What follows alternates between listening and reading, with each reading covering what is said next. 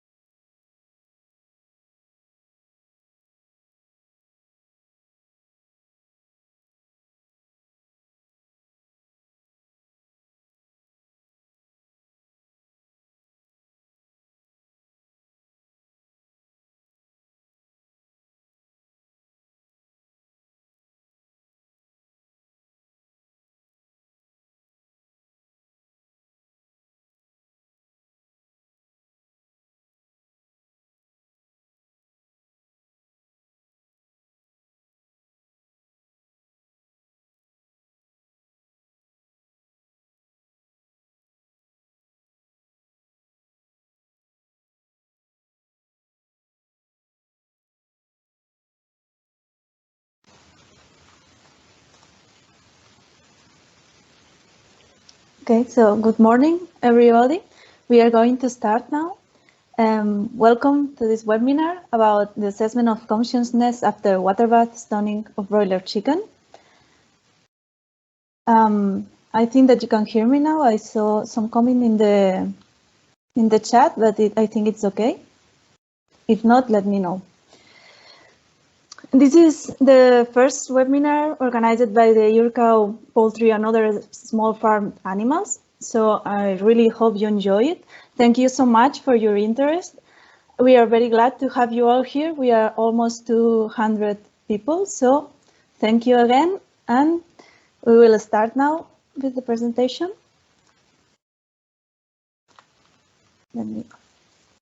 Okay. My name is Aidan, and along with my colleagues Emily and Javier, we are going to help you if you have any problem during the webinar. You can see now on screen the agenda for today. We are going to start with a general presentation of the center given by Virginie Michel, the coordinator of our center from ANSES. Then we are going to continue with Antonio Velarde, deputy of the center from IRTA, who is going to give an explanation about indicators of consciousness. After that, Alexandra Contreras, a researcher from IRTA, is going to present a technical study developed by Urcow last year. Finally, Arantzazu Barbaró, a research support technician also from IRTA, is going to explain the methods and recommendations gained from the study. As you can see, at the end of the webinar, we are going to have a room for discussion and questions. So let me briefly explain how you can take part of this discussion if you want.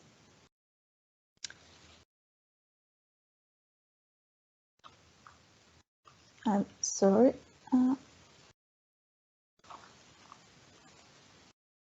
Okay, now. During all the webinar, you can send your questions at any time, and you can do it by 2 ways. The first one is by sending an email to this address on the screen. It's the same address that you also have in the email that you got with the link to access the webinar. Or the second option is to use the chat that some of you are already using it.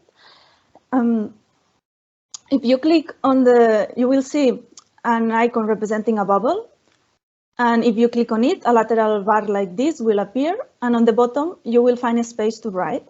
And you have to press the send icon to send your message. We will collect all the questions, and during the discussion, we will address anonymously as much of them as possible.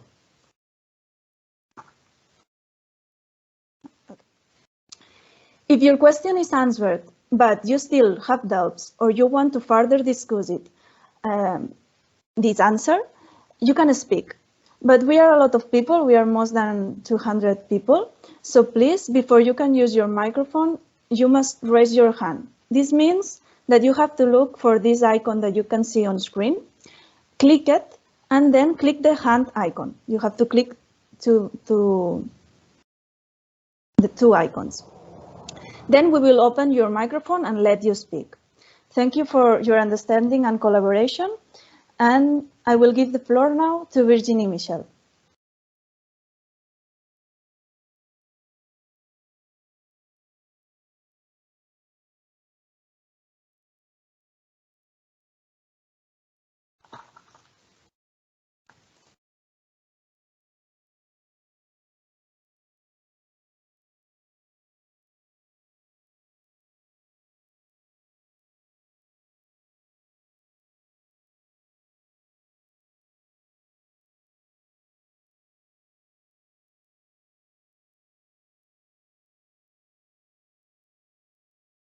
Do you hear me now?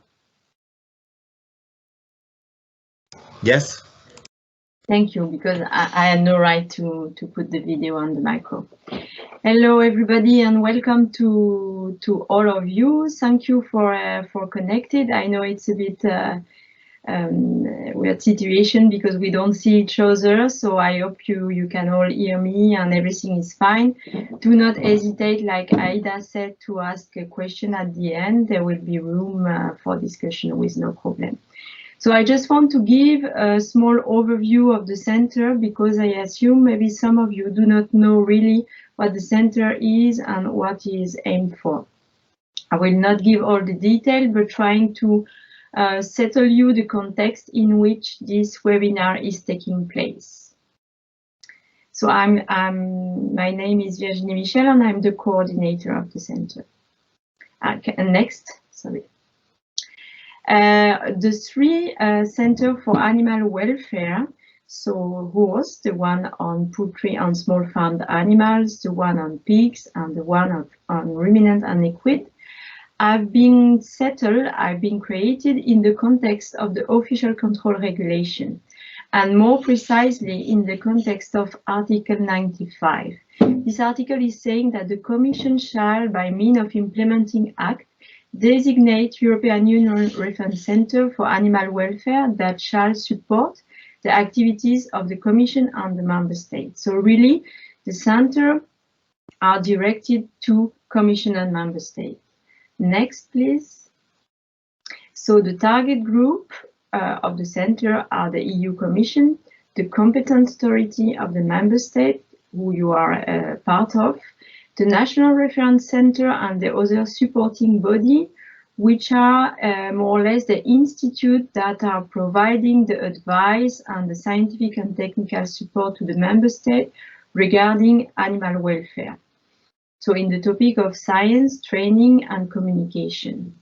So the center is globally working for the official inspector that you are, I guess, all, as part of competent authority.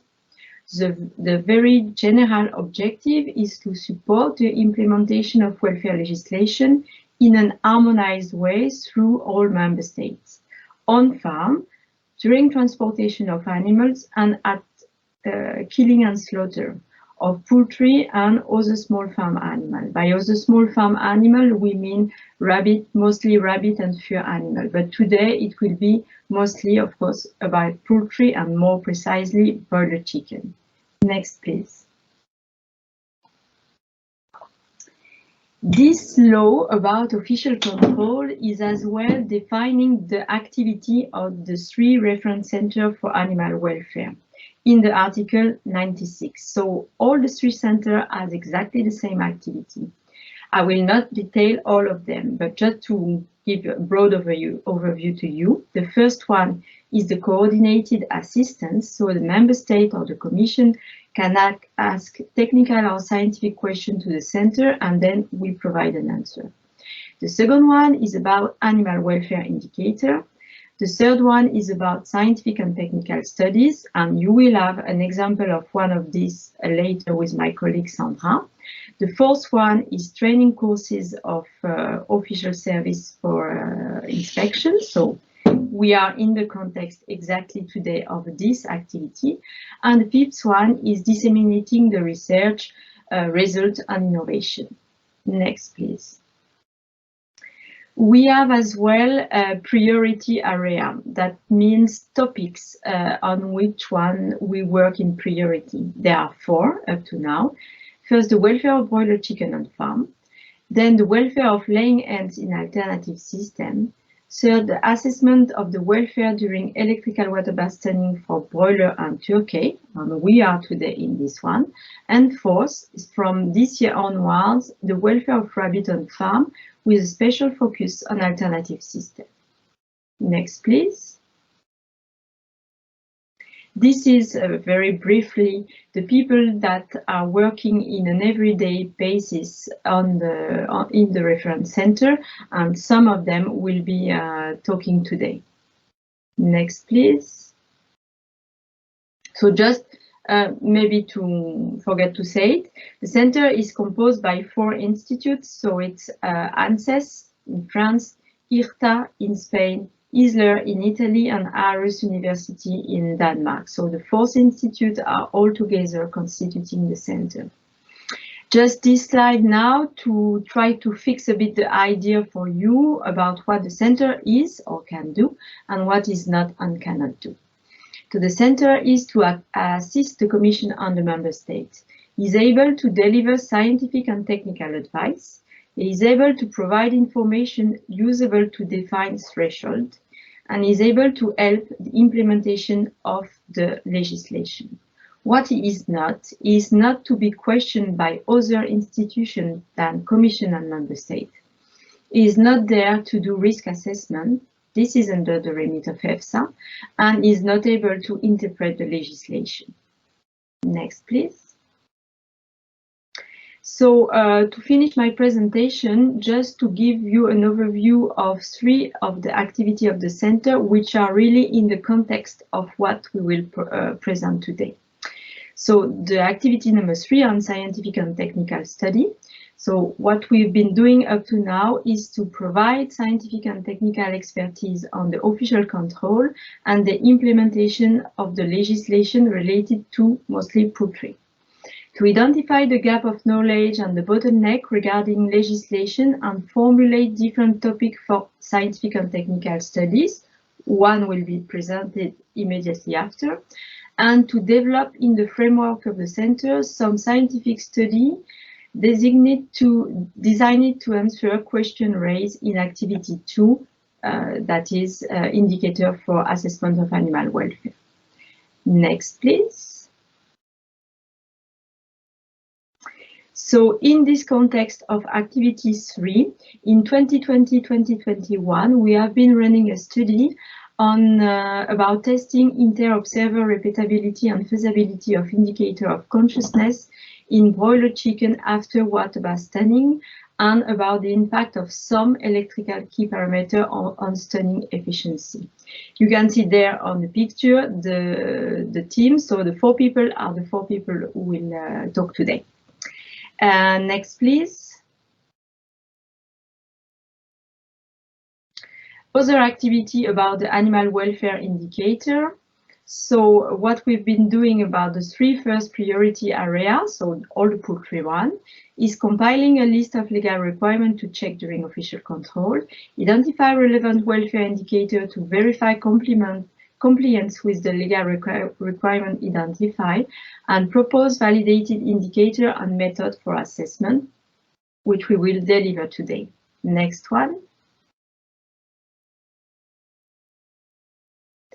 About this work, we will be able to deliver very soon on the website some fact sheet that you can have access very soon. We will provide you the web link. Next, please. And the last activity I want to detail is the one about training and education of the people from competent authority. What we've been doing is to review and assess the existing training course and material in use at BTSF level at member state and other level like national regional training course, and from this year onward to propose standard and content for training. So it's really in this frame that today we wanted to organize this webinar to propose some indicator and method for assessment of consciousness of broiler chicken in slaughterhouses. So now I will stop. I hope it was quite clear for you. If not clear, you can ask questions at the end of the presentation. And I will give the floor to my colleague Antonio to speak about the indicator for assessing consciousness. Many thanks.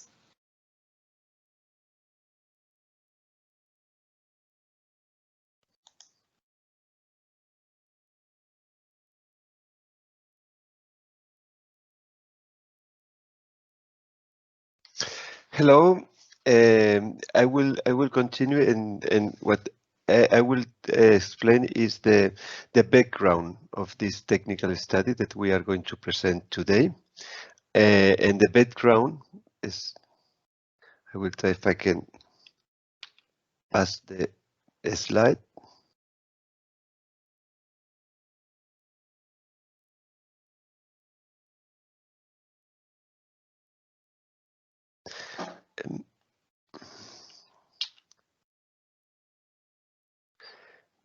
Maybe I can pass the control to Javier and he can pass the slide, because I think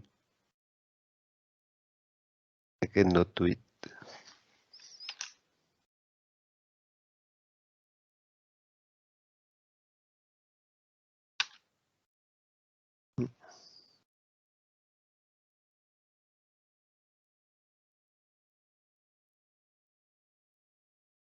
Can you pass the next, Javier, please?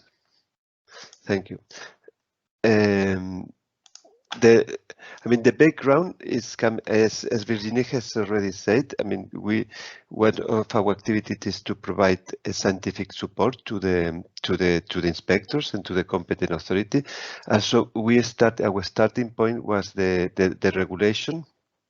And in the regulation, the water bath stunning is one of the allowed stunning methods for broiler chickens, and maybe it might be the most popular in the European Union. And it consists in shackle the broilers by the head, and they are exposed to they are immersed the head in an electrified water bath, and that produce an epileptic form. It's just an epileptic seizure, and the animal just induce unconsciousness immediately. To achieve this, there is some key electrical parameters that it has been achieved, and there is in the regulation you can see the combination of frequency and current that will allow this to have an effective stunning. Nevertheless, although using these currents they are in the legislation, there is also a risk of missed stunning. As you can see, what is in the table is the average current, but maybe in the water bath, and you can see in the picture below, if there is 10 animals, you may have a current, an average current that will guarantee the stunning of all of them, but not all the animals will receive the same current. Maybe some animals with lower resistance may get more current, and others with more resistance will get less. For this reason, and if you can pass next, please, Javier.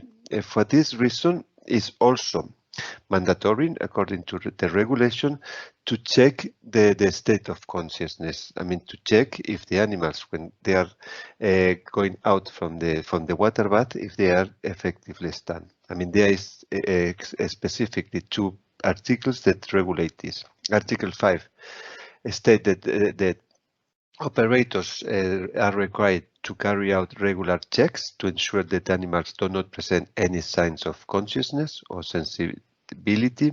And Article 16 requires a slaughterhouse operator to put in place and implement monitoring procedures. Next, please. Also, and then the next question was, and which are these indicators? Which are the most valid indicators that we can use? And I mean, the scientific research showed that the most reliable indicators are the EEG, electroencephalography.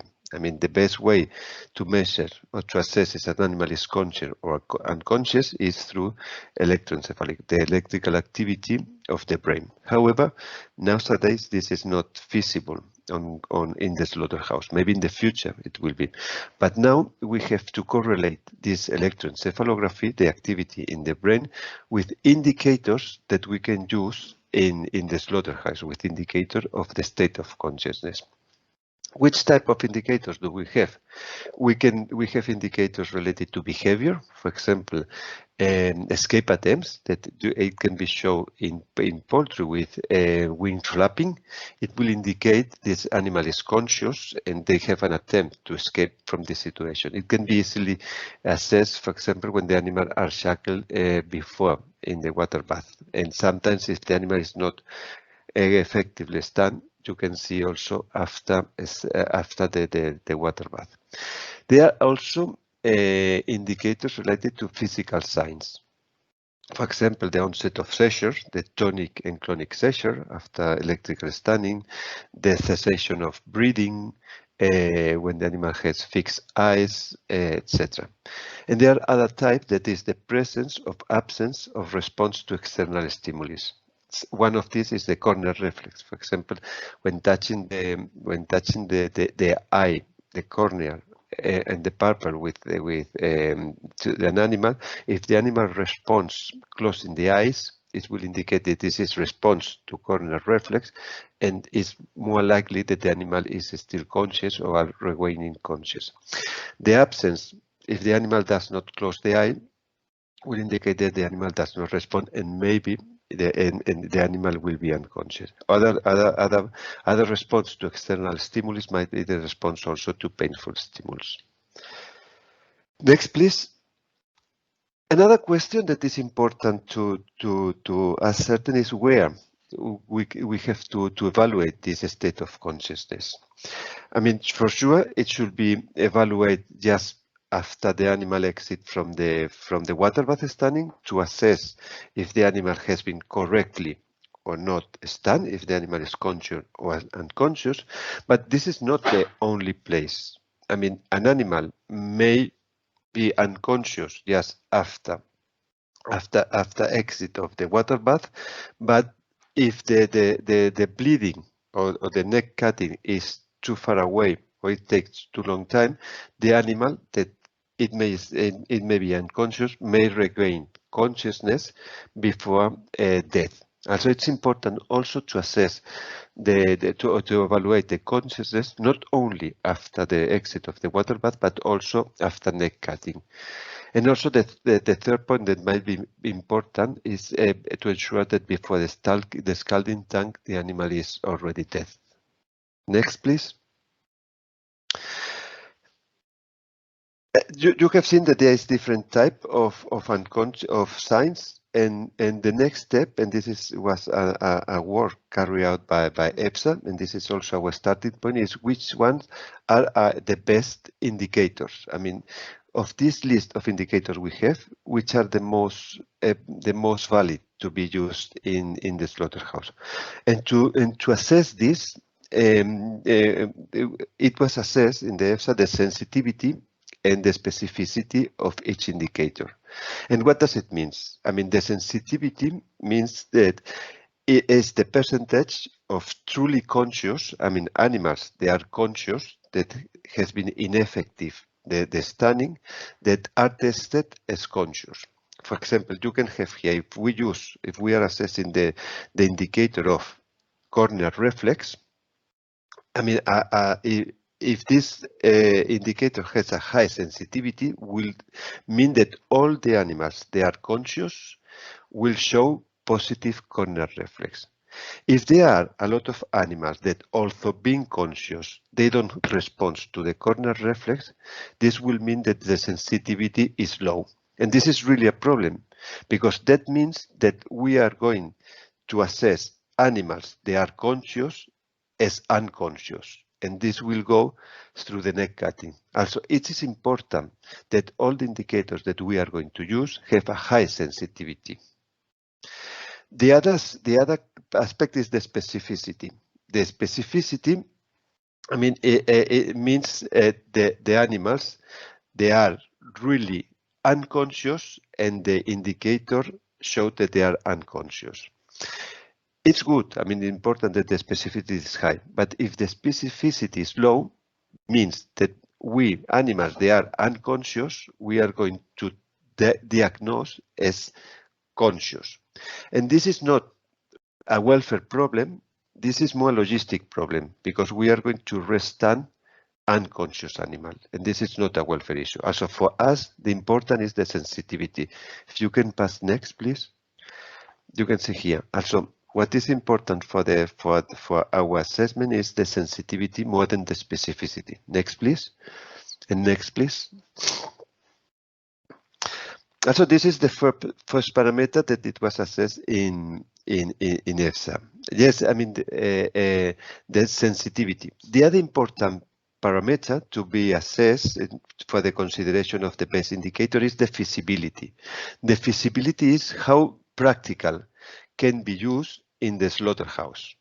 For example, in this table that is come also from the guidance of EFSA, that you can have here the reference, the link, and you can have access to them to have more information. You can see here is the point of the corner reflex. The corner reflex has a high sensitivity, but the feasibility was not scored very high. Why? Because, I mean, when the animal is in the shackle, and depending on the slaughter line or the speed, it's not so easy to hold the head and assess the corner reflex. So it's important, the sensitivity, but also the feasibility. And this was assessed in EFSA, in the EFSA report, after stunning, before neck cutting. I mean, this is the first point. And also, next please, Javier, after bleeding. So it has been assessed in these two stages, in these two assessment points. Just after stunning and during bleeding, after neck cutting. And maybe the combination of sensitivity and feasibility might be different. With this assessment, we arrive to the last slide. If you can pass, please, Javier, where it was proposed by EFSA this flow chart. Here do you have? There are two toolbox. The first one are the proposal of indicators to be assessed just after water bath stunning. And these indicators, they are above the dashed line, are the indicators that it was proposed and is the most sensitive and feasible by the EFSA. And these that below the dashed line, they are these that you may also use, but they have a less relevant. Also, just after the water bath, it was proposed tonic seizure, breathing, and spontaneous blinking.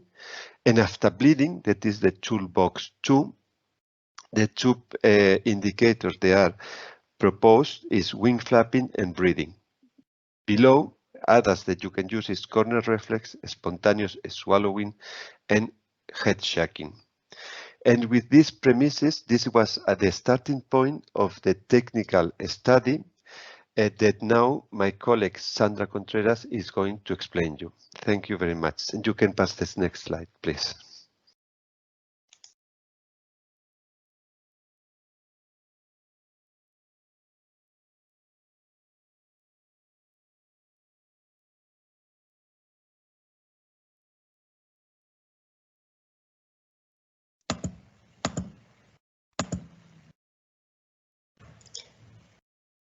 Good morning, this is Alexandra Contreras, and I'm going to explain the technical study that the center carried out.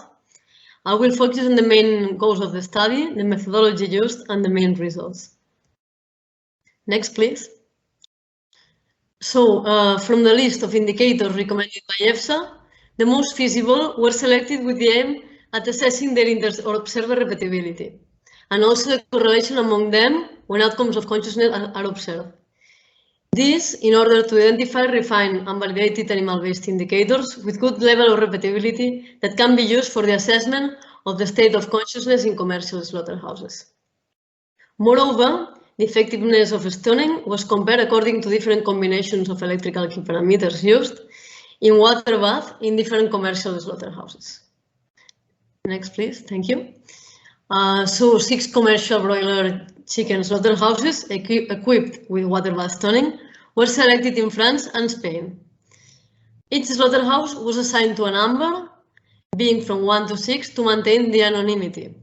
The 6 slaughterhouses reflect diversity in terms of size of the plant, water bath length and capacity, line speed, mean time from exit of the water bath until bleeding, and the bleeding method. Next, please.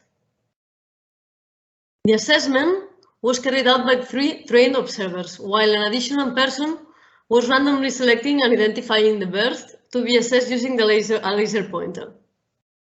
The stunning effectiveness was assessed in 2 different places of the slaughter line. First, at the exit of the water bath, but before bleeding, and second, during bleeding, at approximately 10 seconds after severing the carotids. The 3 observers assessed the bird between 3 and 6 seconds, always depending on the slaughterhouse design and visibility. Next, please.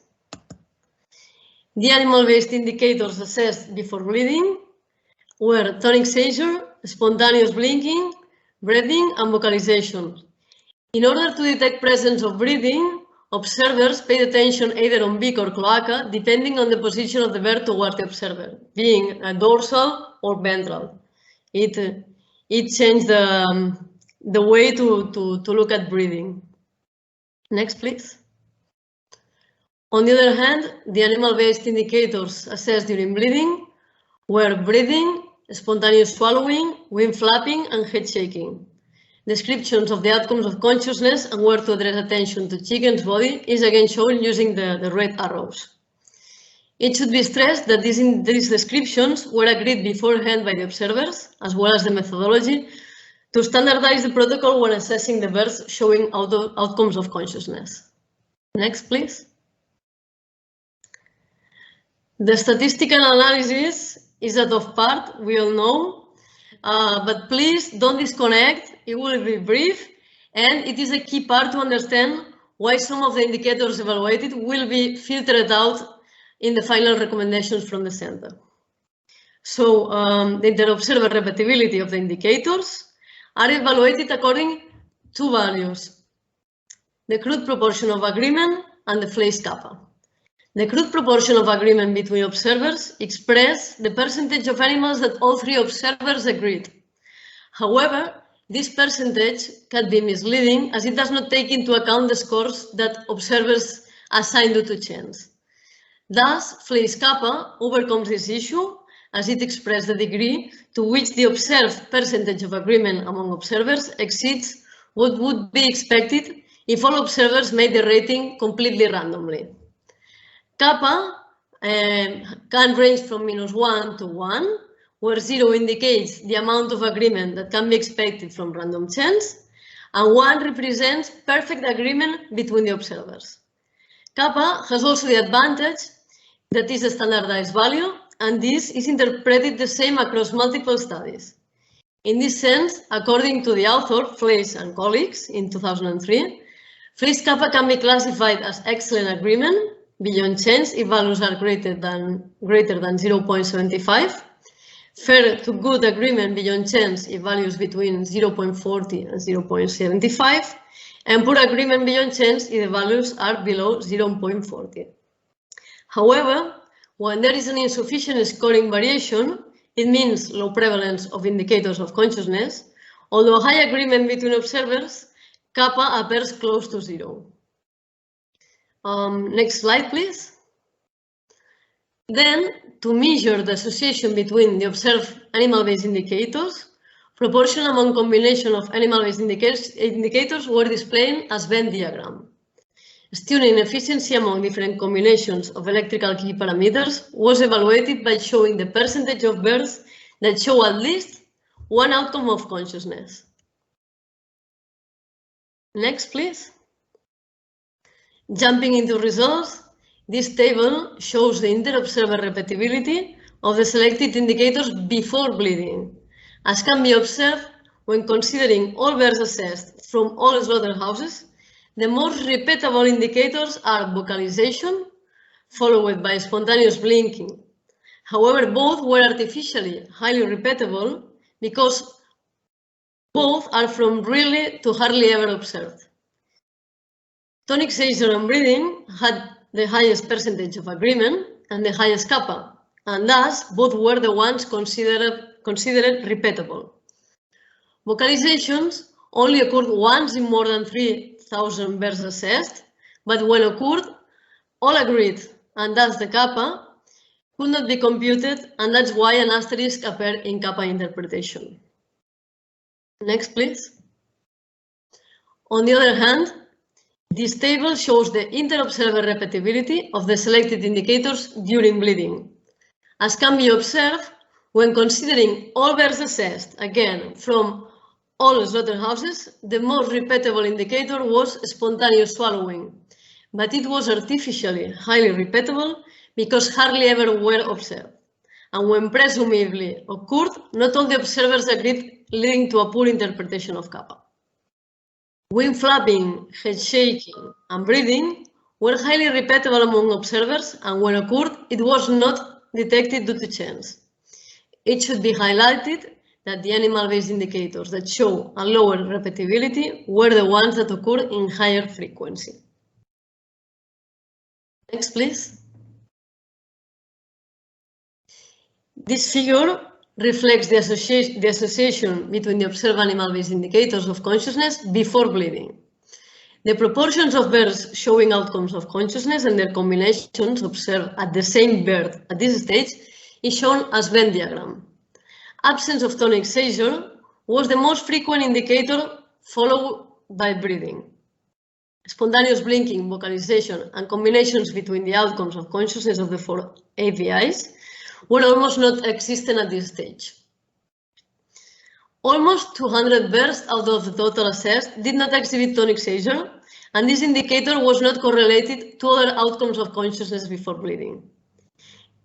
It may be because tonic seizure occurred while the bird was submerged in the water bath, as may happen in long-length water bath or when the line speed is too low, or when parameters are set to stun to kill the birds, and the induction of cardiac arrest leads to reduced or absence of tonic seizure. In this sense, birds that do not exhibit tonic seizures does not mean necessarily that it is conscious, so it is not a reliable indicator of consciousness. Next, please. This figure reflects the association between the observed indicators of consciousness during bleeding. This diagram shows the proportion of birds showing outcomes of consciousness and their combinations observed at the same bird. Presence of breathing was the most frequent observed indicator, followed by head shaking and wing flapping. However, sometimes birds show simultaneously more than one outcome of consciousness, being breathing and head shaking, and breathing and wing flapping the most observed combinations. In this sense, previous please, thank you. In this sense, birds that breathe are more prone to shake their head or wing flap at more advanced stages of consciousness. Breathing and spontaneous swallowing is another observed combination. However, spontaneous swallowing was never observed in combination with neither head shaking or wing flapping, as when the bird is in movement, spontaneous swallowing is masked and not possible to be detected. Next, please. When we take a look to the relationship between electrical parameters and stunning efficiency, only one slaughterhouse from the 6 assessed resulted in effective stunning. It means 0% of conscious animals. The successful combination was found when applying approximately 280 milliamperes per bird, 358 hertz, and 64 volts. Next, please. Other combinations that kept less than 5% average of failure were found when applying less current and similar frequency or both low current and frequency compared to the previous slaughterhouse that was effective, had a defective stunning. Next, please. Finally, combinations that strongly failed at inducing or maintaining the state of consciousness were found when applying frequencies above approximately 600 Hz, despite of being combinations in compliance with regulation. Thus, it is of maximum importance to rely on animal-based indicators of the state of consciousness and not to the electrical parameters applied. Next, please. So, taking into consideration the results of this technical study, we can conclude that it serves at identifying refined and validated animal-based indicators with good level of repeatability that can be used for the assessment of the state of consciousness in commercial slaughterhouses. So, before bleeding, we conclude that breathing and vocalization were the most feasible and repeatable. And it means, these indicators means that there was a failure of induction to unconsciousness. And after bleeding, we detected that breathing, head shaking, and wing flapping were the most repeatable. And these three indicators are indicative or failure of induction to unconsciousness or recovery of consciousness. Second, repeatability at detecting indicators of consciousness among observers. It is likely to be increased by better training, and surely is a key point to control animal welfare assessment at the slaughterhouse. Combinations that strongly failed at inducing or maintaining the state of consciousness were found when applying high frequencies, approximately above 600 Hz. We would like to give a special thanks to the official veterinary services and the slaughterhouses that allow us to carry out this technical study, their facilities, and all the people that helped us selflessly during this technical study. Thank you very much for your attention, and if you have any question, we can come back at the end of this presentation. I'll pass the floor to my colleague, Arantzazu Barbaro. Thank you, Sandra. This is Arantzazu Barbaro Porter, and now I would like you to explain the methodology we recommend you following when assessing the state of consciousness after water bath stunning of broiler chicken. Where and how should we... next slide, please, Javier. Thank you. Where and how should we do the assessment? We recommend assessing the animal-based indicators where there is best visibility toward the animals, preferably observing the birds in ventral position, as you can see in the picture of the left, when the design of the slaughterhouse allows it. This is the position where we can assess better all the animal-based indicators of consciousness. In case there is no possibility of observing the birds in ventral position, observe them in dorsal. Next slide, please. Furthermore, we advise you to assess the animals in two different stages. At a stage 1, from the exit of the water bath until bleeding, and at a stage 2, place yourself at a distance from the neck cutting where you detect broilers that begin to show outcomes of consciousness, approximately 10 seconds after carotid section. Next slide, please.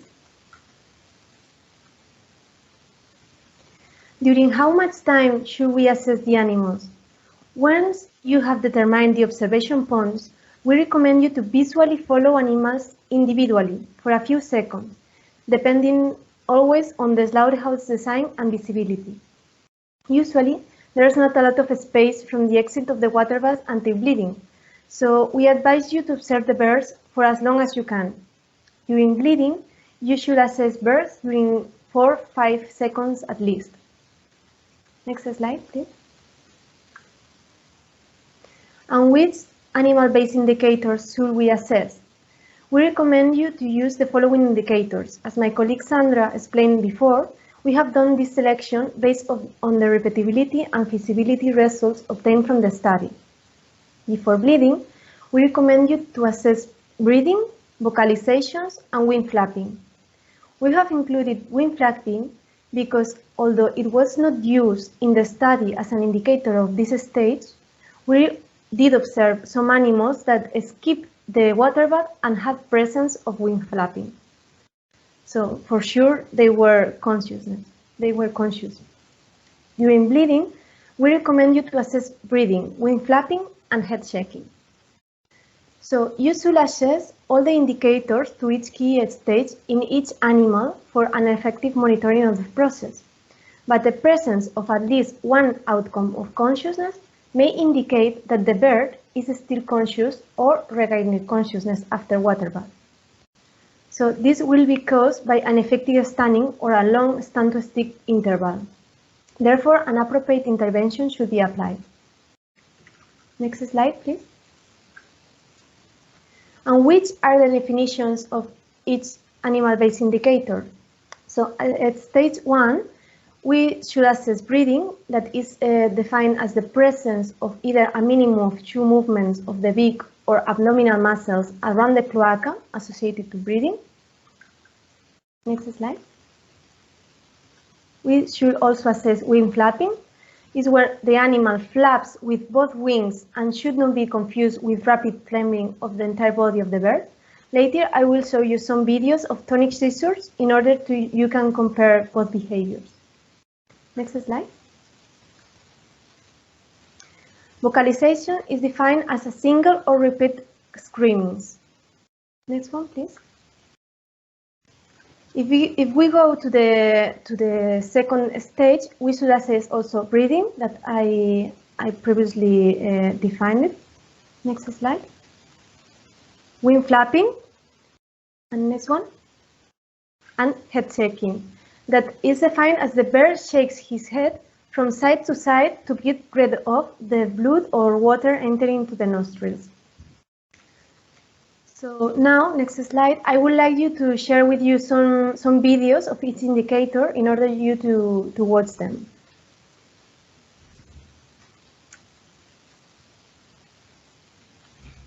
Thank you. So here you can see an animal breathing, moving the beak and the abdominal muscles around the cloaca. Here you can see the abdominal muscles. Sorry for the quality of the video, but as you maybe know, it's not always easy to record videos in a slaughterhouse. Here you can see it's also moving the head.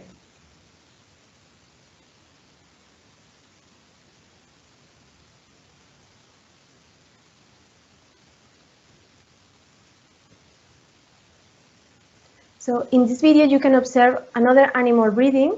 You can see how it's moving the breast and also the beak. It's a little bit dark. And in the last one, you can see the water bath and how this animal that has been stunned is moving the beak. Can you see it? And is doing it more than 2 times. So we will consider it as an indicator of consciousness. Okay. So let's go now to the videos of wing flapping.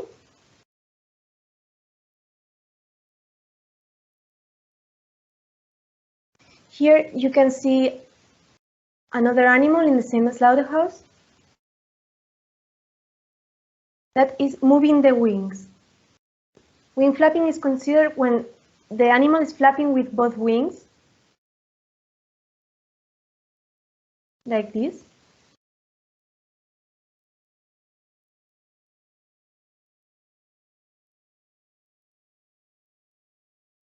Now you can see in the second line of this slaughterhouse some animals that are moving also the wings really quickly, flapping with both wings. These animals are already bled.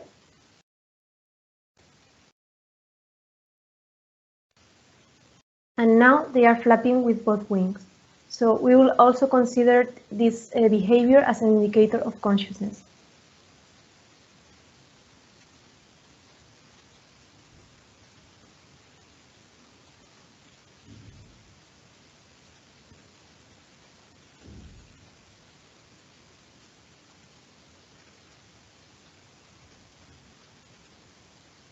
And finally, the last video of wing flapping, where you can see some birds that left the water bath stunning, and that one is flapping really quickly. It's also doing wing flapping.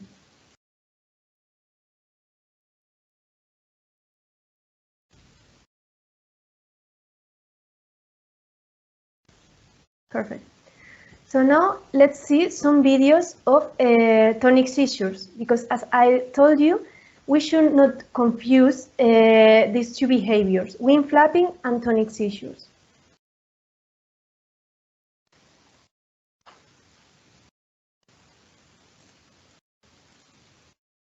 Here you can see the animal doing tonic seizure. It's a rapid trembling of the body, seizure. So this is not wing flapping. It's another indicator.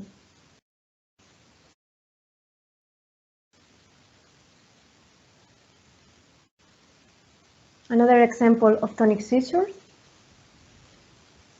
Can you see the difference?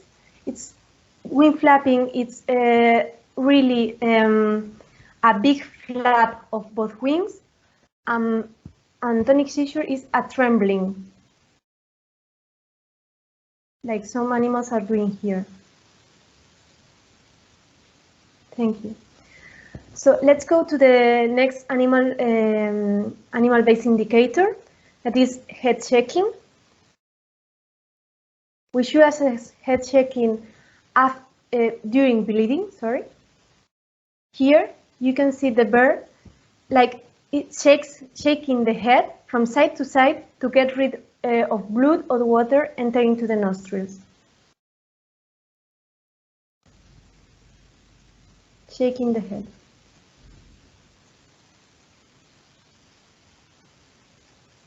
And here, in this example, you can see also some birds that are shaking the head. This commercial slaughterhouse has a really quickly line speed. And the other one, the last one, sorry, thank you. This animal that you already saw before is also doing head shaking. Well, the whole animal is moving, but it's also doing this indicator of consciousness. It's also doing wing flapping, and for sure is breathing, even we cannot assess from here.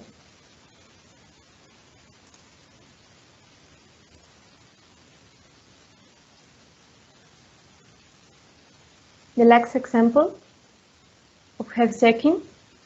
You can see perfectly how the animal is shaking the head. And also the inspector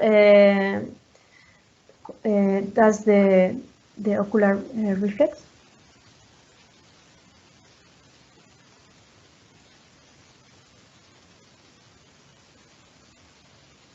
Perfect. So that's everything from my part. Please, next slide. And I'll give you the floor again to Virginie Michel, who will explain the sampling for you. Thank you. Thank you, Arantxa. So yes, I'm back for a few minutes. So now that hopefully you have all the information about the indicator that can be assessed at slaughter to assess the consciousness of the bird, how to choose the bird that you will assess. You already understand as well that you have to follow the bird for some seconds. It's not a punctual observation, but you have to follow them from the exit of the water bath until the bleeding, and then later a bit after the bleeding for let's say 4 to 6 seconds to really be able to see if they breathe and to have the opportunity to see some wing flapping and so on. The Article 5.1 of the Regulation 1099 says that the check shall be carried out on a sufficiently representative sample of animal, and their frequency should be established taking into account the outcome of previous check and any factor which may affect the efficiency of the stunning process. So you will then have to decide the frequency of the sampling. It can be every flock, it can be some flock during the day, it can be every day also, or not.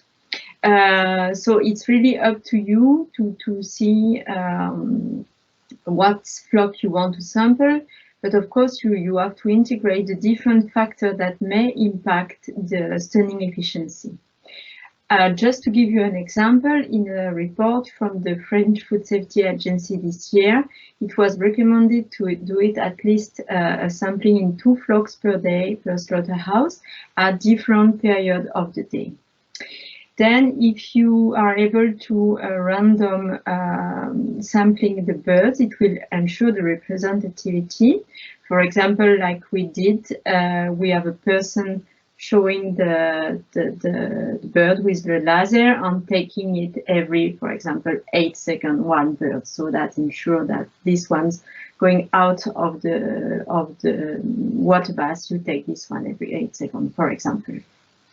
Then you have to sample the flock according to factors which may affect the efficiency of the stunning process. So what can be recommended is to, when you have a change in the animal category, for example, slow growing and then fast growing, you can sample different type of bird, different weight of bird. If there is different operator at the bleeding, if it's manual bleeding, you can also sample different operator to be sure that you are, or at least to have a full assessment of your process during the day. Now about the sample size, it really depends on your objective. If you want to assess the prevalence of bird showing indicator of consciousness, so I want to assess the prevalence with a certain accuracy, or if you just want to monitor the consciousness through time, that means to control, for example, that the percentage of animals showing indicator of consciousness is not above a certain threshold, 1%, 5%, 0.1%, and so on. You can also do this consecutively, which was recommended, for example, in the opinion of ANSES I was talking about. For example, in this case, it is first assess your rate of animal showing animal-based indicator, and then when you know this basal rate, you can define a threshold and you can just monitor that the rate in each flock is not above. This is just an example for you. You have the link to this report at the end of the slide. Sorry, it's in French. We can go to the next. So this is just a screenshot of a very small tool which was developed in Excel, is to calculate the sample size. So for this one is I want to estimate the prevalence of a flock. For example, I want to know the rate of animals showing at least one indicator of consciousness in this flock. So I have to enter the size of the flock, for example, 20,000.